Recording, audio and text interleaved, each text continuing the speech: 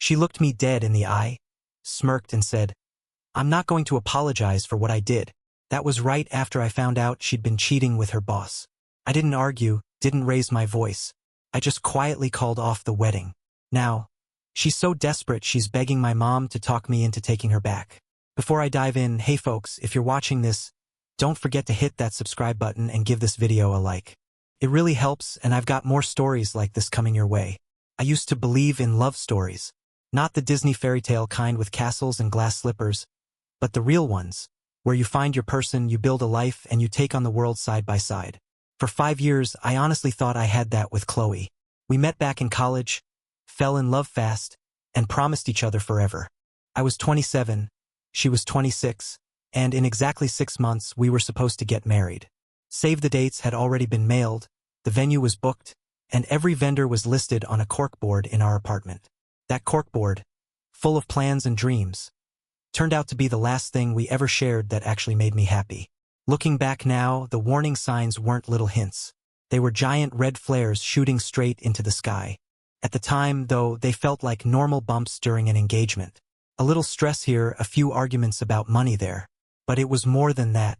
Chloe would get irritated if I stayed late at work, even though I was grinding harder than ever to build us a good future. She'd sit on her phone for hours, laughing at texts I couldn't see.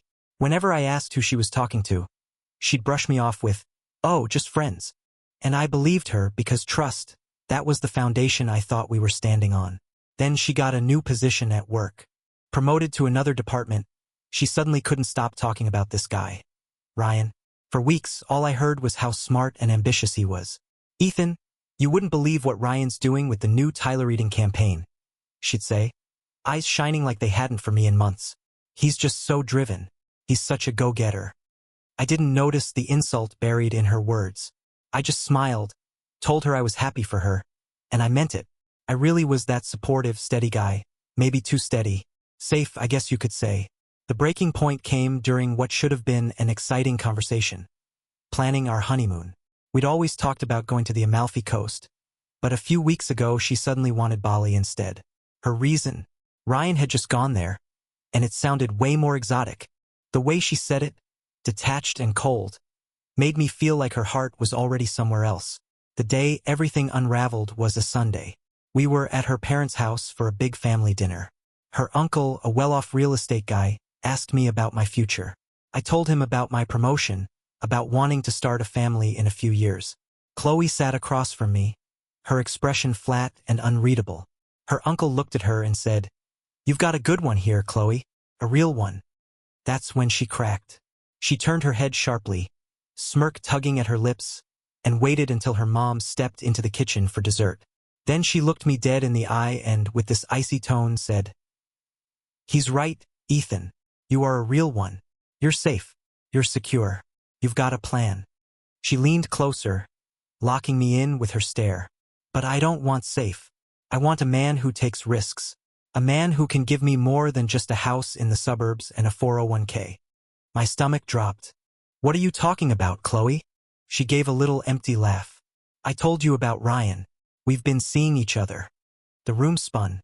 Felt like her voice was coming from miles away. "What do you mean, seeing each other?" I asked.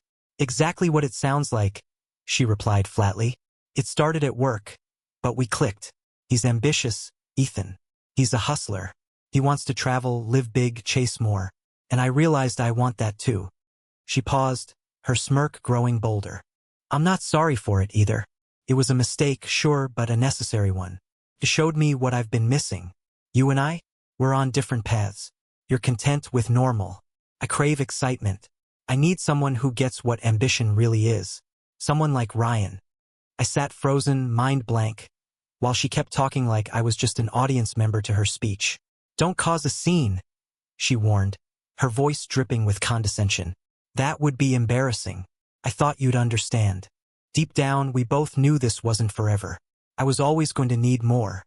Then she stood up, wearing that smug look, and strolled into the kitchen to help her mom with dessert, as if she hadn't just torched our entire life together. I sat there numb, the engagement ring heavy on my finger, the sound of her family's laughter floating from the other room, the sweet smell of apple pie filling the air. It all felt unreal, like a bad dream I couldn't wake up from. She had publicly, smugly, and cruelly destroyed everything we'd built, then slipped back into family small talk like nothing happened. Couldn't take it. Without a word, I stood, grabbed the wedding binder off the table, pulled out my half of it, and set it down on the arm of the couch.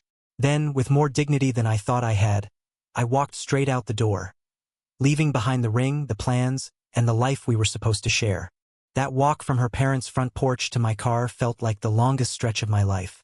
I slid into the driver's seat and sat there in silence, staring out the windshield. I didn't cry. I didn't shout. I just felt this cold emptiness wash over me, like everything we had dissolved in an instant, burned away under a harsh light. The days that followed were all about logistics. No theatrics, no screaming matches, just the slow, painful job of dismantling a future. First, I went home and started packing her belongings.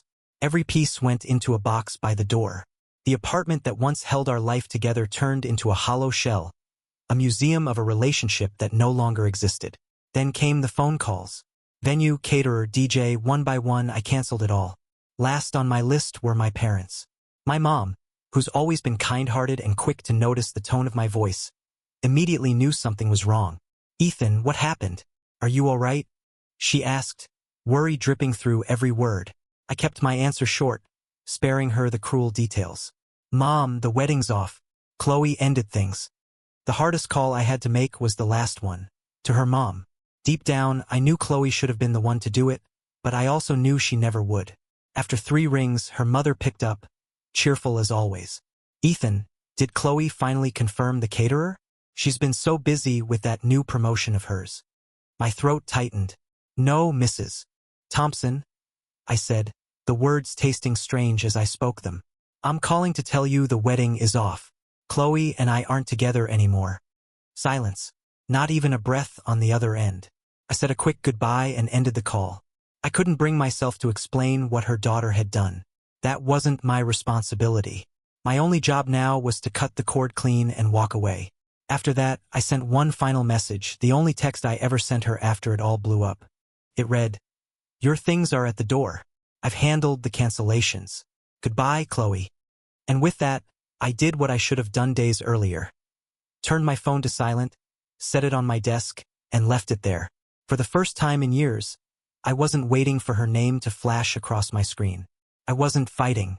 I wasn't pleading. I wasn't even angry. What I felt was this vast, almost peaceful emptiness. The man who was going to marry her had died that Sunday evening. In his place was someone else, a man ready to move forward. For a while, silence became my closest companion.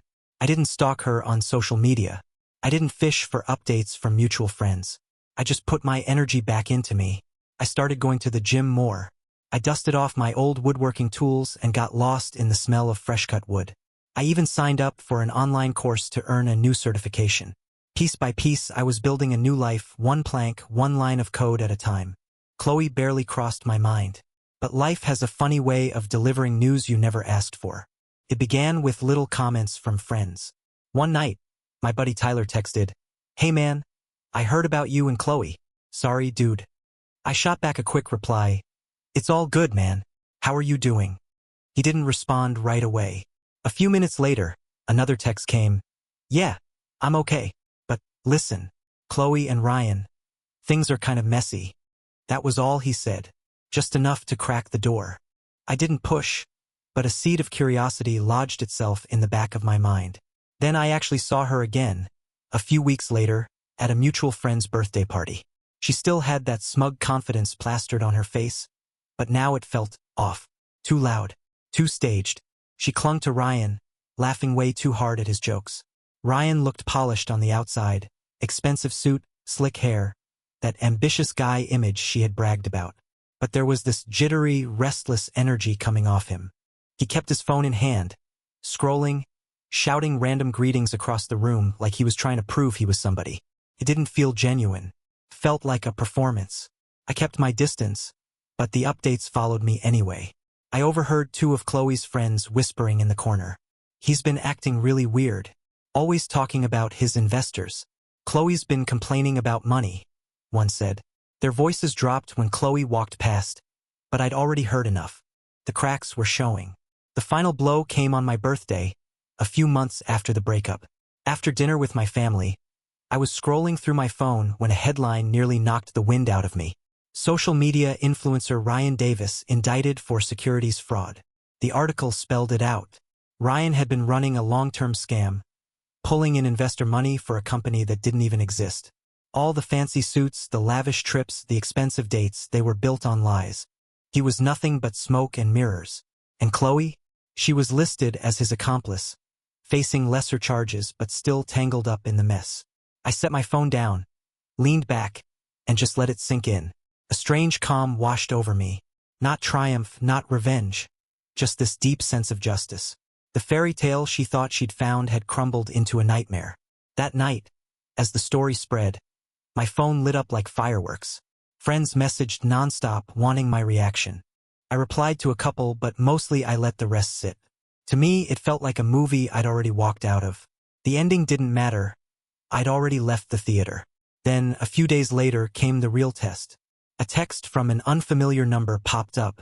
"Hey, I know this is a long shot, but it's Chloe. I'm sure you've heard what happened. Things have been really hard." I read it, set the phone down, and felt nothing. No anger. No urge to block her. Just emptiness. Over the next few days, more texts trickled in. "I just need someone to talk to. You always listen so well. I feel so stupid. I'm so sorry, Ethan, about everything." But none of it felt real. They weren't apologies for betraying me. They were pleas for a soft landing. I ignored every message she sent. Weeks later, her tone shifted. The soft begging gave way to something sharper, almost entitled, "Are you seriously just going to ignore me? I'm going through hell right now. I thought you'd at least be a decent person about it." Then came another. "I know you're seeing these. This is really low of you. I just want to talk things through." But still, I did nothing. Silence became my answer, stronger and heavier than anything I could have said. The line I'd drawn in the sand finally got crossed when she called my mom. My phone lit up with her name, and when I answered, I heard the concern in her voice. "Ethan, honey, are you okay? Chloe just called me. She was crying, saying she'd made a terrible mistake. She told me she's so alone and needs to talk to you." A cold calm settled over me. I had to protect my mom from being dragged into this. "What did you say to her?" I asked. "I just listened," Mom admitted softly. "She was really upset. She wanted me to tell you she's changed, that she's learned her lesson." I sighed, my voice low but steady. "Mom, she's using you to get to me. Please don't talk to her again. I'm sorry she put you in this spot, but from now on, just block her number. Don't pick up. I've moved on and you need to as well. This is her mess, not ours." "Okay, honey," she said after a pause. "I will. And I want you to know, I'm so proud of how you're handling all of this." That simple praise was all the validation I needed. The last time I ever saw Chloe wasn't planned. It was pure coincidence. I was meeting my new girlfriend, Grace, for dinner at a trendy restaurant that had just opened. We walked in, laughing at some jokes she'd made, when I spotted her. Chloe sat alone at a small table near the entrance. She looked nothing like the woman I once knew. Her eyes were swollen, her face drained of confidence, her posture heavy with anxiety. The smugness was gone, replaced by something brittle. She stared at her phone, scrolling, avoiding eye contact with the world. Grace and I got seated across the room. We ordered drinks, started chatting, and I couldn't help glancing over. That's when our eyes locked. Chloe froze, recognizing me instantly. She saw me smiling, laughing with Grace, and she saw Grace smiling back, her expression warm and genuine. The power shifted right there. Her face drained of color. In that moment, she realized the man she traded away for more was not only fine without her, but happier, and with someone who outshined her in every way. A few minutes later, she stood up and made her way toward us. Grace caught the look on my face and gave me a questioning glance. I put my hand on hers, gave a small shake of my head, and stayed calm. Chloe stopped at our table, her eyes flicking between us. "Ethan, can I talk to you alone for a minute?" I didn't invite her to sit. My face stayed neutral. "Chloe, this is Grace. Grace, this is Chloe. And no, you can't." Her mask cracked. "Please, I just need a minute. Things are really bad. Ryan left me. My family won't talk to me. I'm so alone. I miss you." I miss us. Her voice dropped to a desperate whisper. I looked her dead in the eye, calm and steady. The man you knew, the one who planned that wedding and dreamed of a life with you, he's gone. He disappeared the night you told me you weren't sorry. The man standing here now has a new life, a new plan, and a future that doesn't include you. I gestured toward Grace. And I've never been happier. Chloe's face twisted with shock and desperation. But before she could respond, I continued. I honestly hope you find whatever it is you're chasing, Chloe. But it's not here. And it's not with me. I turned back to Grace, my focus on her and her alone. Chloe lingered for a moment, silent, before finally turning and walking away.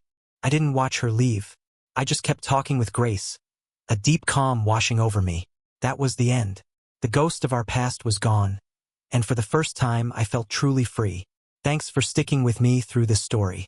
Don't forget to hit that subscribe button and give the video a like. And tell me, what would you have done in my shoes? Drop your thoughts in the comments.